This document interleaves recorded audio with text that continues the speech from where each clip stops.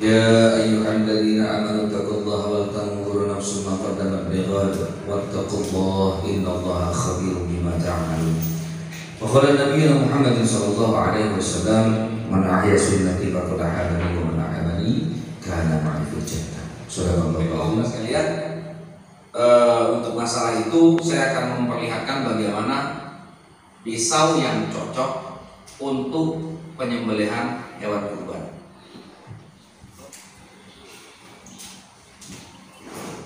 Jadi bapak-bapak sekalian dirahmati Allah Subhanahu wa taala, ini adalah pisau yang sangat cocok untuk penyembelihan.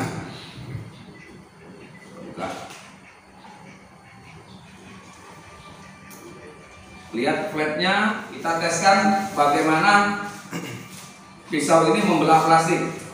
Bagaimana kehalusannya, kita lihat sama-sama. Lihat kehalusannya, sama sekali dia tidak nyangkut-nyangkut. Makanya diperlukan stropping untuk dalam pengasahan. Apa bahan stropping? Adalah kulit sapi, di baliknya yaitu kain levis. Caranya bukan ke depan, tapi ke belakang. Contoh, kita pakai kulit dulu. Ini Pak, slice tisu, tapi nggak ada tisu ya. Nanti saya akan kita bermuzakarah bagaimana cara menajamkan golok dan berapa macam daripada ketajaman tersebut. Beli tisu pas ya. Oke. Ini bapak-bapak sekalian yang dirahmati Allah Subhanahu wa taala adalah golok yang memang sudah ready. Ini pisau yang sudah ready. Saya akan memberikan tutorial pisau yang belum ready. Nah, Bapak hadirin yang dirahmati Allah Subhanahu wa taala. Jadi ketajaman itu ada 4. Yang pertama, ketajaman ketika rambut dijatuhkan. Misal rambut Pak, dijatuhkan, ini pisau. Maka rambut tersebut ketika jatuh di mata pisau ini, maka rambut terbelah. Itu ketajaman yang sangat luar biasa. Kalau dahulu diceritakan bahwasanya itu bisa jadi bahan Damaskus. Kalau Damaskus yang zaman sekarang ini namanya Damaskus modern ya. Ya bentuknya pun ada pamor dan sebagainya ya kan. Tapi tingkatan paling awal yang paling tajam adalah rambut bisa dibelah. Itu yang pertama. Yang kedua sama dengan ketika kertas ataupun kapas ya. Kapas ketika kita untal seperti ini ditebaskan, maka kapas tersebut terbelah seperti itu. Itu tingkat pertajaman yang pertama. kedua, ketajaman yang paling handal untuk cocok penyembelihan yaitu ketajaman daripada membelah tisu seperti yang kita lakukan tadi. Nanti kita akan bagaimana caranya bisa membelah tisu. Itu yang kedua. Yang ketiga yaitu dengan plastik, Pak. Seperti yang kita praktekkan tadi. Otomatis kalau plastik saja terbelah, kertas pun pasti akan terbelah. Seperti ini. Nah, kadang-kadang ada orang bertanya seperti ini, Ustaz, kok saya nggak bisa-bisa ya belah plastik? Sebenarnya bukan nggak bisa, tapi posisi membelah plastik kita nggak boleh salah. Saya kasih contoh. Jadi dalam membelah plastik ini, Pak, mengetes ketajaman daripada sebuah golok itu contoh dasar adalah plastik tidur dibilah seperti ini. Bukan seperti ini. Ada orang membelah plastik seperti ini, tidak bakal bisa terbelah. Tapi plastik tidur dibilah. Nanti kita praktek sama-sama, Bapak sekalian. Tengok, tuh. Jadi plastik tidur dibilah, maka dia akan terbelah. Oke, kita dipakai tisu pasio ya, untuk ketajaman daripada sebuah tisu. Kertas ya, itu aja di atas. Nah.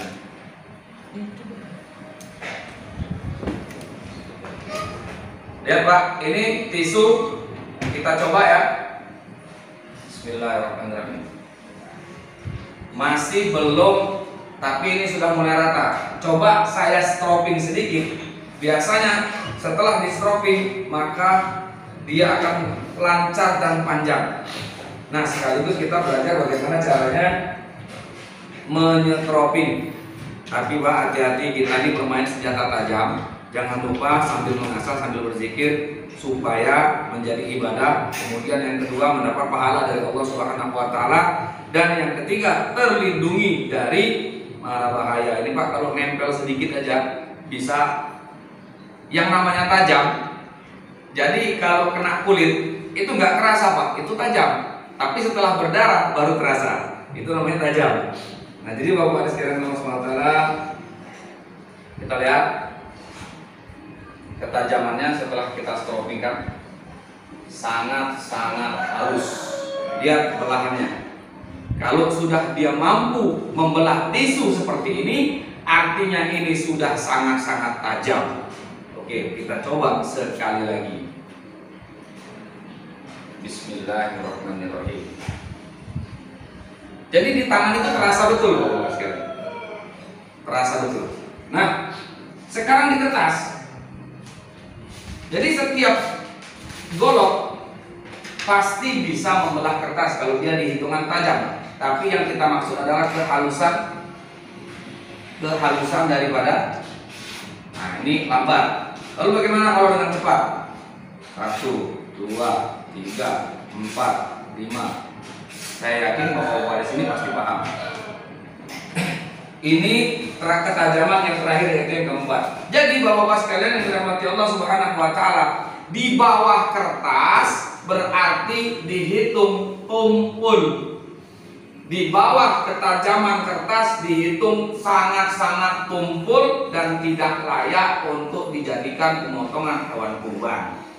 Terus Pak, yang paling penting, pengecekan daripada sebuah golok sebelum kita menyembelih, kita keker dulu Pak, apakah ada caping ya, ada caping ketika kita menyembelih. Karena caping itu bisa menghambat daripada pemotongan hewan kurban. Simetris.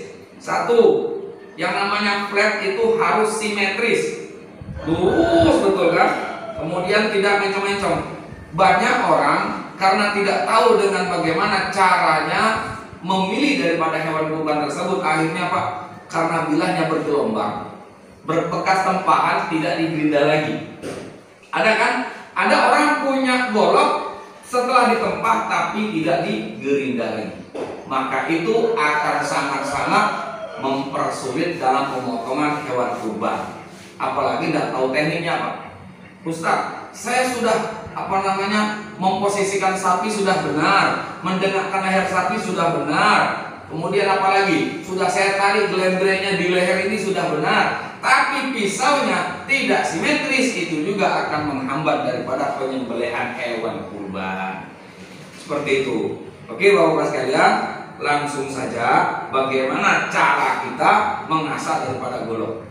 Jadi begini Bapak sekalian, apapun bahannya bisa kita asah setajam silet, bahkan lebih dari silet. Apapun bahannya. Ustaz mau tanya, kalau seandainya pakai baja per bisa nggak? Bisa.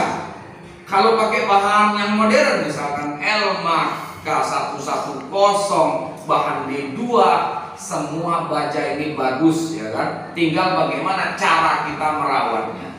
Cuma kalau pakai baja per, tingkat karatnya itu cepat. Karatnya naiknya cepat.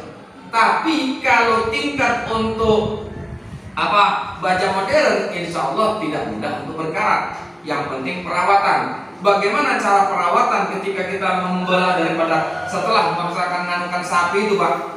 Jadi misal contoh ya, kita habis potong hewan kurban, selesai dari sini, kalau ini nggak dicuci, darah sangat mudah dan sangat cepat menimbulkan karat pada bilah. Itu darah. Maka bersihkan dulu dengan air mengalir. Setelah bersih dengan air mengalir, maka kita keringkan dengan tisu. Ya, setelah kita keringkan dengan tisu, boleh kita kasih minyak baby oil, minyak singer, atau yang namanya wax. Wax itu untuk mengawetkan, ya kan? Nah, dengan cara seperti ini Pak, saya tahun kemarin 8 sapi, 1 golok, alhamdulillah tidak hilang tajamnya Pak. Dan bahkan itu awet ketajamannya. Tapi caranya seperti itu, bermodalkan stropping. Habis saya asah, selesai, bersihkan, stropping. Jadi mendapat kesunahan. Bahkan guru saya menyampaikan, kalau antum memotong kambing, kemudian antum memotong langsung kambing yang kedua, golok antum membawa najis. Jadi bagaimana caranya? Ketika kita memotong kambing yang pertama, maka bersihkanlah dulu darah yang berada di mata bilah. Karena kita membawa najis tersebut, maka jatuhlah makruh. Bukan kambingnya yang makruh, tapi orang yang menyembelih ini terhukum makruh dalam penyembelihannya. Dia tidak ihsan dan tidak punya adab dalam penyembelihan. Jadi yang paling penting dalam penyembelihan itu Bapak hadirin yang dirahmati Allah Subhanahu wa taala adalah membawa sifat ihsan, adab terhadap penyembelihan. Ketika kita memotong, setelah memotong darah masih banyak, kemudian kita potong lagi kambing yang lain, maka akan ada kemakruhan di dalam pemotongan. Apalagi guru saya menyampaikan ketika penyembelihan Pak, kemudian darah dilapkan di leher kambing ataupun sapi tersebut, itu tidak ada. Nggak ada Pak. Jadi ketika kita penyembelihan, motong darah kita bersihkan di kulit sapi ataupun kambing tersebut, itu tidak adab dalam penyembelihan.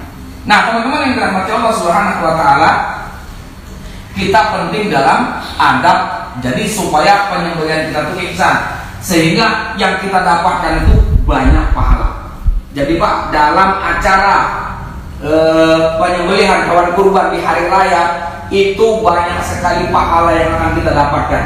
Bukan cuma 1, 2, 3, banyak sekali pahala. Apalagi kita punya adab di dalam penyembelihan tersebut. Berwudu terlebih dahulu. Setelah berwudu, kemudian kita bersolawat dulu, baru baca doa. Meskipun kalau ada orang memotong itu, dia tidak berwudu, kemudian dia tidak baca doa, sah pemotongannya asalkan orang Islam yang memotong. Tapi kan kita orang Islam, harus betul-betul beradab dalam pemotongan hewan kurban. Ya kan seperti itu. Contoh kemarin ada seandainya ketika kita memotong, kemudian pisau lepas dari lehernya, itu Pak dihitung bangkai dalam fikihnya. Jadi bagaimana caranya? Walaupun dia mau berkali-kali dalam memotong daripada leher sapi tersebut, silahkan saja. Yang penting syaratnya adalah bulukum wal mar'i, ketiga urat tersebut putus. Itu syarat yang paling utama. Yang penting jangan lepas. Maka dalam satu hadis Rasulullah mengatakan, Rasulullah SAW menyampaikan, percepatlah, ya kan? Tajamkanlah setajam-tajamnya pisau, secepat-cepatnya pemotongan. Ada orang yang motong sapi Pak dengan cara seperti itu, ditaruh, ditekan, jelas 1 kali, ya kan? Dan itu murni semua darah yang mengalir, yang 3 urat tersebut terputuskan dengan cepat. Ada yang motong seperti itu. Ada juga yang motong seperti ini, serat dari bawah, ya kan. Nah, saya menyarankan, ada orang pengen motong seperti ini Pak, tapi ngambil dari sini, itu nggak efektif. Jadi bagaimana? Ambil dari bawah betul. Ambil dari bawah betul, kayak tadi. Seperti itu Bapak-bapak sekalian, ya kan? Kalau memang belum putus, masukkan lagi, serat 2 kali. Nah, yang saya bukan membandingkan, bagaimanapun caranya, semua bagus, semua sesuai dengan sunnah, dan wujudkan sifat ihsan di dalam pemotongan hewan kurban. Nah, jadi Bapak-bapak yang dirahmati Allah Subhanahu wa taala, sekarang kita langsung saja bagaimana cara membuat golok yang tumpul tadi bisa menjadi setajam silet. Mas Holik,